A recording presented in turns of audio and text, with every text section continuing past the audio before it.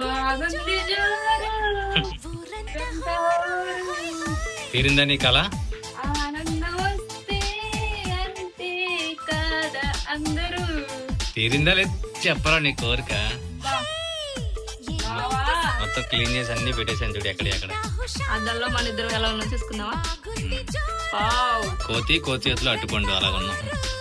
కొత్త నేను ఈ కొత్త వస్తువు ఎవరితో ఓపెన్ చేపిద్దాం? జాను. జాను, ఈసారి నీకే జాన్ ఓపెన్ చేయి.